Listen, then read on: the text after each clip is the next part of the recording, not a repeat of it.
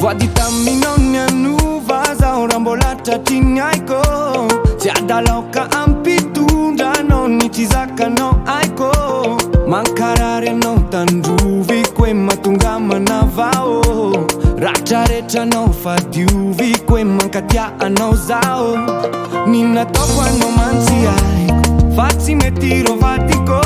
marary anao mankarary ny haiko toetra sy fomba ratsiko ny nataoko anao mantsy haiko fa tsy mety rovadiko marary anao mankarary ny haiko toetra sy fomba ratsiko fa tegna gnova zaho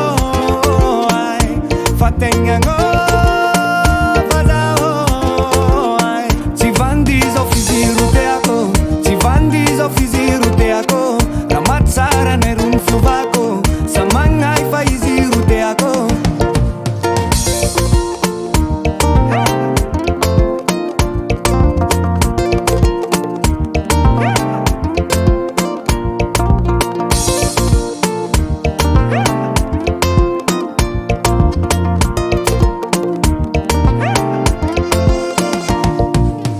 Fitiavana matsiro tsy diniko amparary anao raha tsy atao sambahadigno fa manaovako amety lia raha ty teako atao fatomate mandamatia letry zao iangako fomba rate toy sy vandeha ny nataoko anao mantsy haiko fa tsy mety rovadiko marary anao mankarary ny haiko toetra sy fomba ratsiko ny nataoko anao mantsy haiko fa tsy mety rovadiko marary anao mankarary ny haiko toetra sy fomba ratsiko fa tegna gnova zaho ay fa tegna gnova zaho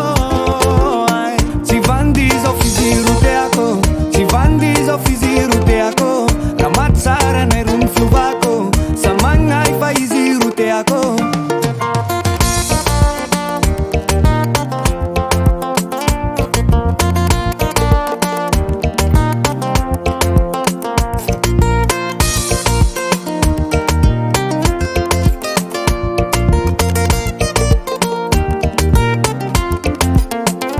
fa tegna gnova zaho ay fa tegna gnova zaho ay tsy vandizo fiziru teako tsy vandizo fiziru teako raha matsara nay ro ny fiovako samagnay fa izy ro teako tsy vandizo fiziru teako tsy vandizo fiziru teako